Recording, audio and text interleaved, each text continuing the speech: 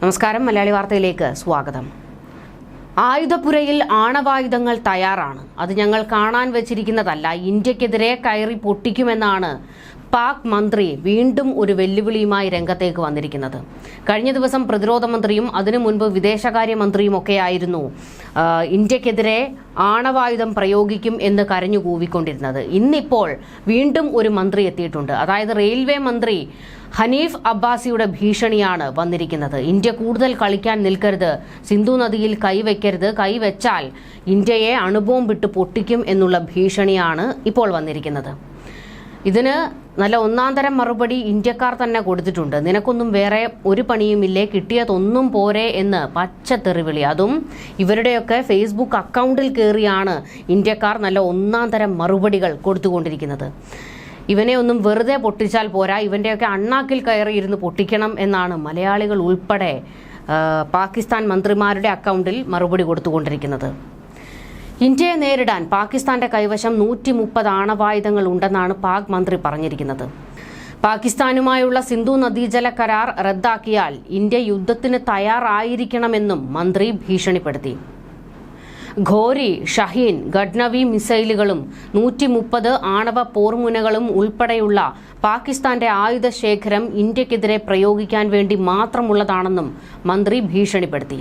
പാകിസ്ഥാന്റെ ജലവിതരണം നിർത്താൻ ഇന്ത്യ ധൈര്യപ്പെട്ടാൽ ഒരു യുദ്ധത്തിന് ഉറപ്പിച്ചങ്ങ് ഇറങ്ങിയിരിക്കണം എന്നൊക്കെയാണ് ഇന്ത്യയോട് അബ്ബാസിയുടെ വെല്ലുവിളി.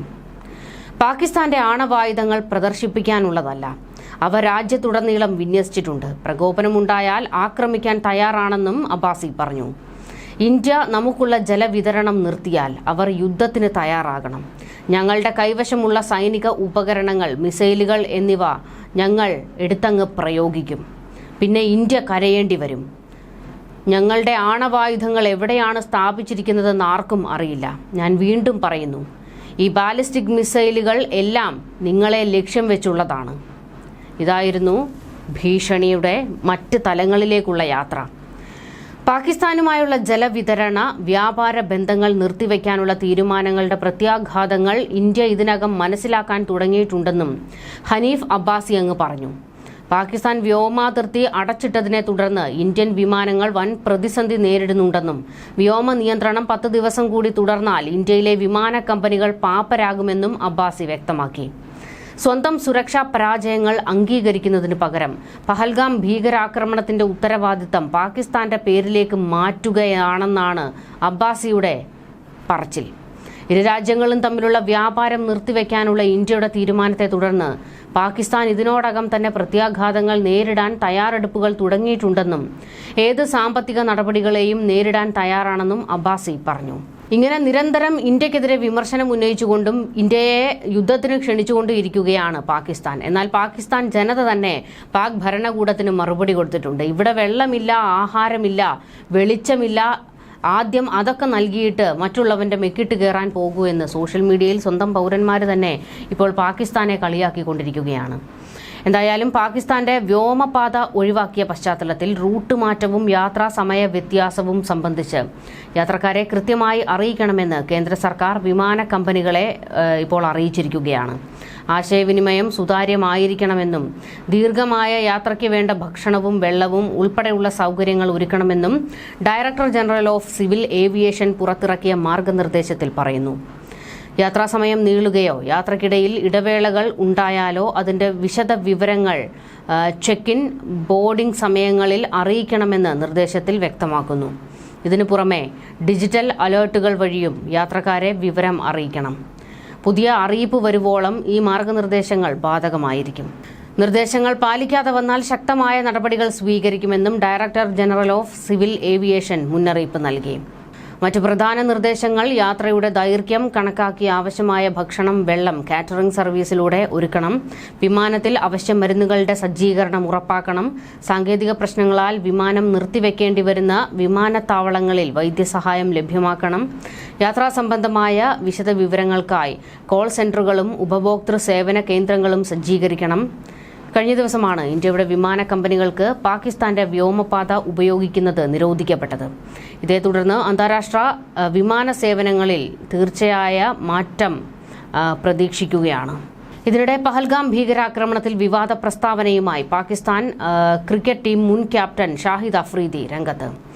തെളിവുകളൊന്നുമില്ലാതെ പാകിസ്ഥാനെ കുറ്റം പറയാനാണ് ഇന്ത്യ ശ്രമിക്കുന്നതെന്ന് ഷാഹിദ് അഫ്രീദി പ്രതികരിച്ചു. പാകിസ്ഥാനാണ് ഇതിന് പിന്നിലെന്ന് ഇന്ത്യയുടെ കയ്യിൽ തെളിവൊന്നുമില്ല, എന്നിട്ടും അവർ കുറ്റപ്പെടുത്തുകയാണ്. ഇത് അങ്ങേയറ്റം അപലപനീയമായ നടപടിയാണെന്നും ഷാഹിദ് അഫ്രീദി ഒരു പാകിസ്ഥാൻ മാധ്യമത്തോട് പ്രതികരിച്ചു. ചർച്ചയിലൂടെ പ്രശ്നങ്ങൾ പരിഹരിക്കാനാണ് ഇന്ത്യ ശ്രമിക്കേണ്ടതെന്നും ഇരു രാജ്യങ്ങളും തമ്മിലുള്ള ക്രിക്കറ്റ് ബന്ധത്തെ ഇത് ബാധിക്കരുതെന്നും അഫ്രീദി വ്യക്തമാക്കി. അനാവശ്യമായ പഴിചാരലുകളും പോരാട്ടങ്ങളും സാഹചര്യങ്ങൾ കൂടുതൽ വഷളാക്കും. കായിക മേഖലയിൽ പ്രത്യേകിച്ച് ക്രിക്കറ്റിൽ രാഷ്ട്രീയ ഇടപെടലുകൾ ഇല്ലാതിരിക്കണം, അതാണ് നല്ലത്, അഫ്രീദി പറഞ്ഞു. ഏകദിന ലോകകപ്പ് കളിക്കാൻ ഇന്ത്യയിലേക്കില്ലെന്ന് പാകിസ്ഥാൻ വനിതാ ക്രിക്കറ്റ് താരം ഗുൽ ഫെറോസ കഴിഞ്ഞ ദിവസം വ്യക്തമാക്കിയിരുന്നു.